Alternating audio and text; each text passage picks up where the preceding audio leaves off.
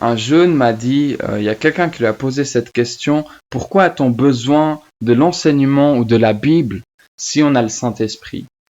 Et ça fait vraiment partie de ces choses où je ne sais pas pourquoi dans le milieu chrétien, parfois on oppose des choses mais qui n'ont pas lieu d'être.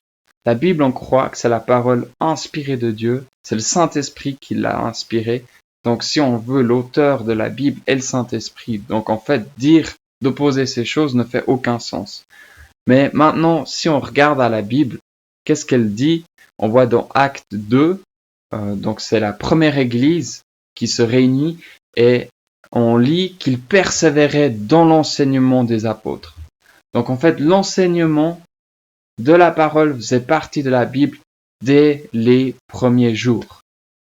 C'est pas une surprise que du coup dans les lettres que Paul, Pierre et les autres apôtres écrivent, il y a des citations mais nombreuses de l'Ancien Testament. Mais Jésus lui-même cite également l'Ancien Testament. Donc si Paul et Pierre et Jésus citent l'Ancien Testament et accordent de l'importance à la Bible, pourquoi est-ce que toi, tu ne le ferais pas aussi?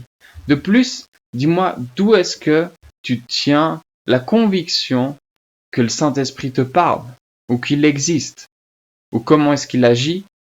Tu la tiens de la parole.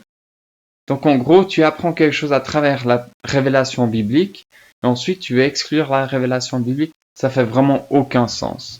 Si vous avez apprécié cette vidéo, laissez-moi un like, abonnez-vous et partagez-la. Laissez-moi un commentaire si vous avez apprécié ou si vous voulez ajouter quelque chose. Ça fait toujours plaisir. À bientôt.